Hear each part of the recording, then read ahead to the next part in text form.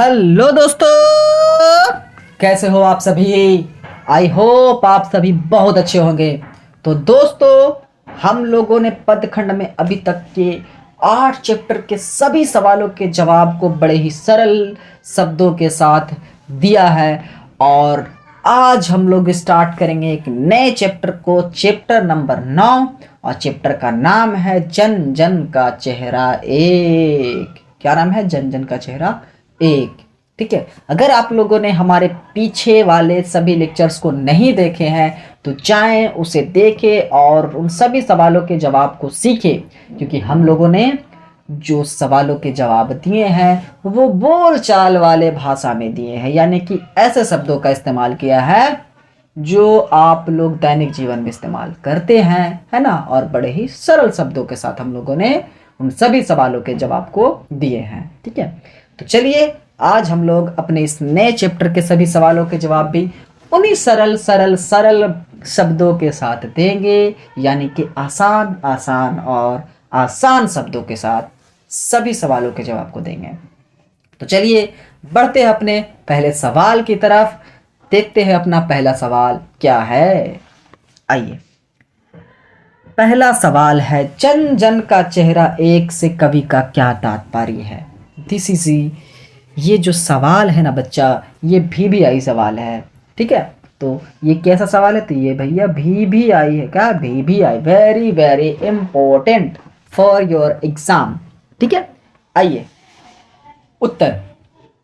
जन जन का चेहरा एक से कवि का तात्पर्य यह है कि समाज में रहने वाले, क्या बोलते हैं, तात्पर्य क्या है कि समाज में रहने वाले सभी व्यक्ति के बीच बुनियादी मानवीय भावनाओं, संवेदनाओं और मूल्यों में समानता है।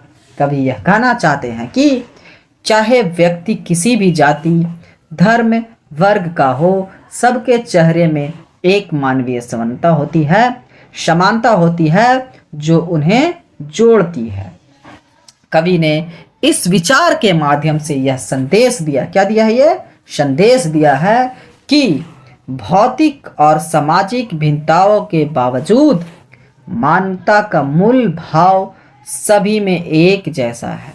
इस प्रकार जन जन का चेहरा एकता, समानता, मानवता के महत्व को दर्शाता है, जहां हर इंसान को समान दृष्टि से देखा जाना चाहिए, है ना। इस कविता से हमें क्या सीख मिलती है बाबू? तो इस कविता से हमें सीख मिलती है कि दुनिया में इंसान कहीं भी हो, दुनिया के इंसान भौगोलिक स्थिति से चेंज हो, फिजिकली हो, भौतिकी हो, ठीक है, लेकिन उनके अंदर जो भावनाएं हैं, उनके अंदर की जो आशाएं हैं, वो सब एक जैसा है ना। चाहे व्यक्ति किसी भी धर्म का हो, किसी भी वर्ग का हो, है ना, उन सभी की जो चेहरे में एक मानवीयता, समानता होती है जो उन्हें इन चीज़ों से जोड़ती है। ठीक है, बोलता है ना कि चाहे फ्रांस में हो या फिर अमेरिका में हो, भारत में हो, पाकिस्तान में हो, चीन में हो, जापान में हो, रूस में, कहीं के भी इंसान हो, उन सभी इंसान में जो चीज़ होती है वो क्या होती है? उनमें उनकी मानवता होती है ना। इंसान की बुनियादी मानवीय भावनाएं जो है, संवेदना होती है, उनमें मूल्यों में समानता होती है ना। यही चीज़ है। आइए हम लोग बढ़ते अपने अगले सवाल की तरफ। अगला सवाल है बंधी हुई मुट्ठियों का क्या लक्ष्य है।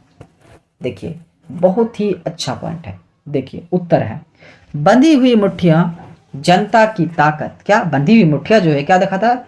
जनता की ताकत और एकता का प्रतीक है, जिसका लक्ष्य है शोषणकर्ताओं के विरुद्ध आवाज उठाना और न्याय को कायम रखना। बंधी हुई मुट्ठियां की ताकत इतनी है कि जनता के शोषणकर्ताओं को कभी भी सत्ता से हटा सकती है और उनके लिए भयानक और विकराल रूप भी धारण कर सकती है।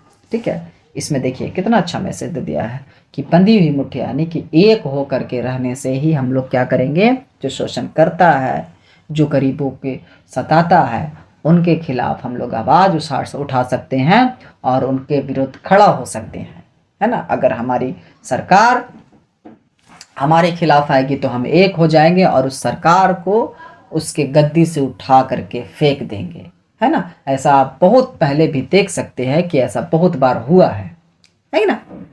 चलिए देखते हैं अगला सवाल क्या है। अगला सवाल है, सवाल नंबर 3 है क्या, कवि ने सितारे को भयानक क्यों कहा है? सितारे का इशारा किस ओर है? देखिए उत्तर, कवि ने सितारे को भयानक इसलिए कहा है क्योंकि सितारे में जितनी चमक होती है वह उतना ही विकराल और भयानक होता है। समय आने पर वह लाल जलते हुए ज्वाला के समान होता है।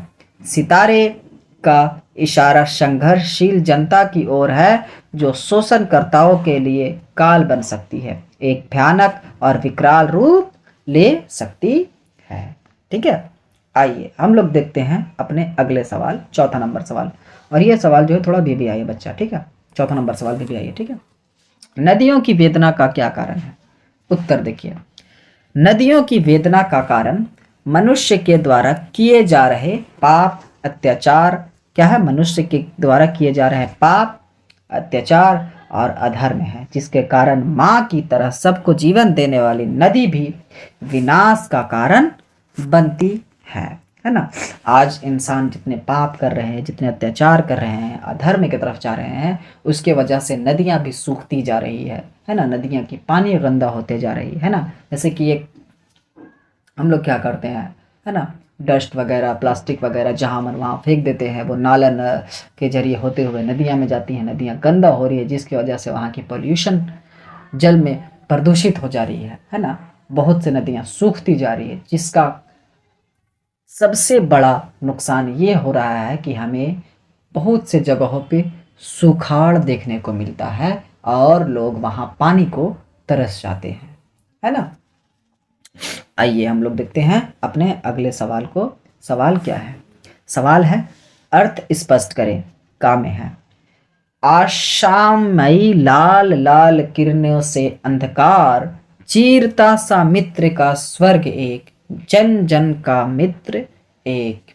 इसके जो है अर्थ को बताना है। आइए देखते हैं हम लोग सवाल के जवाब को। प्रस्तुत पंक्ति दिगंत भाग 2 के 2 के जन जन का चेहरा एक कविता से ली गई है। इसके कवि गजानन माधव मुक्तिबोध जी हैं। कवि ने इस कविता में आंतरिक एकता को दिखाते हुए जनता के संघर्षकारी संकल्प में प्रेरणा और उत्साह का संचार करते हैं। इन पंक्तियों में कवि इन पंक्तियों में कवि कहते हैं कि इन अंधकार की चीरने वाले आशा की लाल लाल किरणें हैं।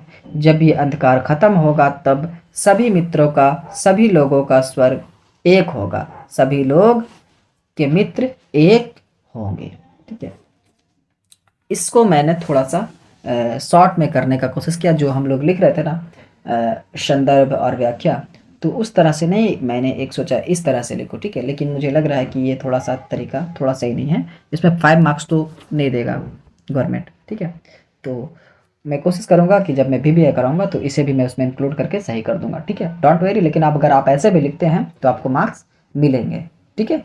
चलिए अगला सवाल है, एशिया के, यूरोप के, अमेरिका के भिन्न भिन्न वासस्थान, ठीक है, भौगोलिक ऐतिहासिक बंधनों के बावजूद सभी और हिंदुस्तान, सभी और हिंदुस्तान। इसका क्या मतलब है? प्रस्तुत पंक्ति दिगंत भाग 2 के जन जन के चेहरा एक कविता से ली गई है, जिसके कवि गजानन माधव मुक्ति जी हैं।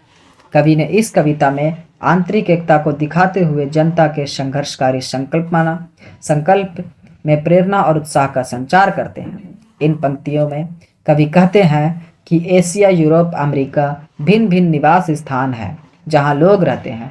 भौगोलिक ऐतिहासिक बहुत से बंधन हैं। इन बंधनों के बावजूद भी सभी और हिंदुस्तान के लोग रहते हैं, सभी और हिंदुस्तानी हैं, है ना। आप देखते हैं ना अलग अलग देश में, ठीक है, भौगोलिक है बंधन है ना, भौगोलिक बंधन है। फिर उसके बाद आप देखेंगे कि यहाँ ऐतिहासिक बहुत सी घटनाएं हो चुकी है ना, वॉर हो गया है, बहुत अलग अलग तरह का जंग हो चुका है। उसके बावजूद भी भारतीय जो है हर देश में हर जगह पे इतने बंधन होने के बावजूद भी जाके बसे हुए हैं, अपने पालन पोषण वहाँ कर रहे हैं। ठीक है, आइए बढ़ते अपने अगले सवाल के। दावन दुरात्म से क्या अभिप्राय है?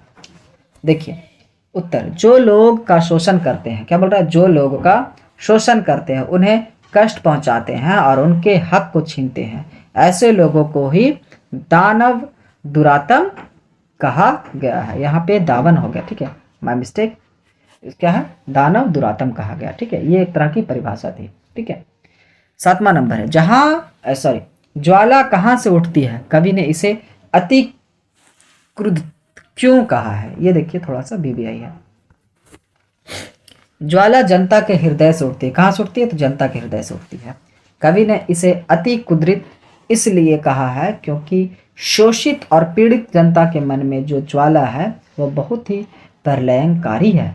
वह अपना धैर्य खो चुकी है। अपना हक पाने के लिए जनता एक होकर शोषण करने वालों के खिलाफ अपनी आवाज़ उठा रही है और क्रांति कर रही है। आप आज देखते होंगे अभी के दौर में कि हमारे सरकार जो है हम लोगों के ऊपर ज़बरदस्ती के टैक्स लगाए जा रहे हैं। ठीक है, मैं जानता हूँ हम लोगों की, हमारे जो बड़े मम्मी पापा है या फिर जो भी आसपास के लोग हैं वो इसी देश से कमा रहे हैं। ठीक है, उससे इस देश की सेवा करनी चाहिए, टैक्स देनी चाहिए, लेकिन इतना ज़्यादा टैक्स नहीं देना चाहिए।